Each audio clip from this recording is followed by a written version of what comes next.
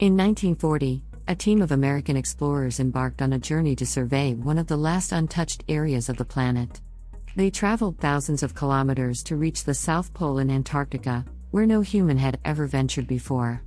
Previous attempts to explore this remote and harsh environment had either failed or resulted in tragedy. However, the Americans had a unique advantage: the Antarctic Snow Cruiser, a 37-ton mobile base that would sustain the team of explorers for an entire year as they lived, worked, and slept in isolation. This cutting-edge machine was designed to withstand the harshest conditions on the planet and is considered one of the greatest engineering achievements in history.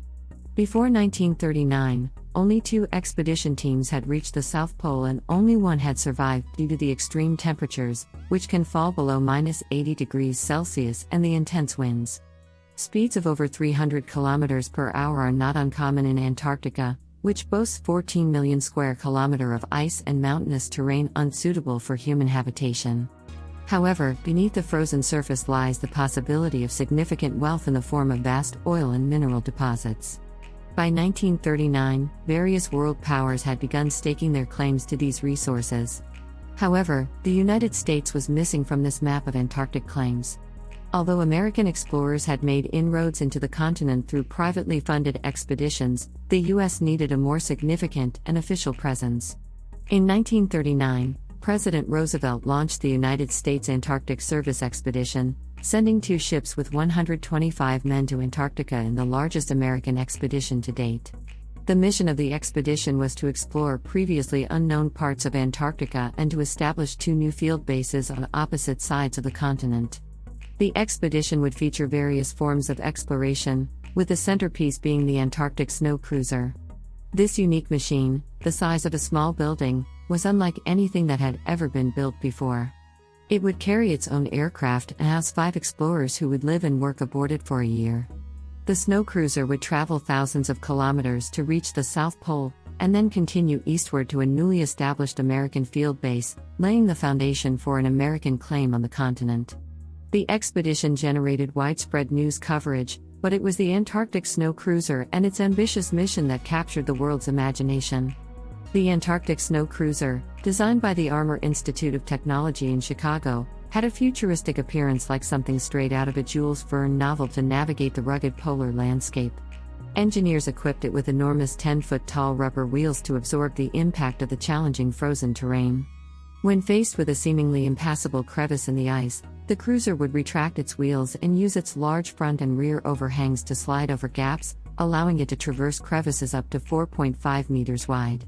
With its innovative diesel-electric hybrid drivetrain, the cruiser was built to travel for months on end. Instead of driving the cruiser directly, diesel engines supplied power to electric motors within each wheel hub. The Antarctic Snow Cruiser was designed to conserve space and eliminate the need for complicated drive shafts and gearboxes. It was expected to be more dependable in harsh, frigid temperatures. Coolant from the engines would circulate throughout the cabin to heat interior spaces and, in extreme weather, to warm the cruiser's hydraulically retracted wheels. It was equipped with enough food, fuel, and supplies to last a year and had living, sleeping, and working spaces for its 5 explorers. It even carried its own biplane to carry out aerial surveys and photograph vast areas of Antarctic territory. With the snow cruiser, the Americans aimed to explore more of Antarctica in just a few months than all previous expeditions combined. On October 24, 1939, the Antarctic Snow Cruiser was unveiled to large crowds. However, there were issues with the timing of its development. The decision to use it in the upcoming expedition was only made in the spring of 1939, leaving limited time for design and construction.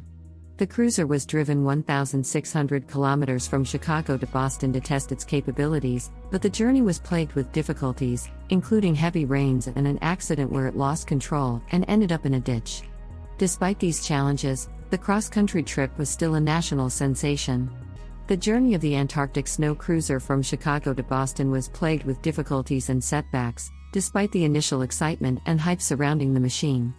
Its design was rushed and not properly tested before setting out, causing issues such as hydraulic line failure and minor accidents.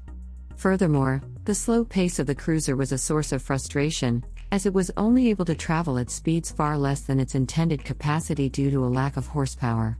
This slow progress led to a huge traffic jam outside of Boston and a general sense of embarrassment for the supposed unbeatable machine.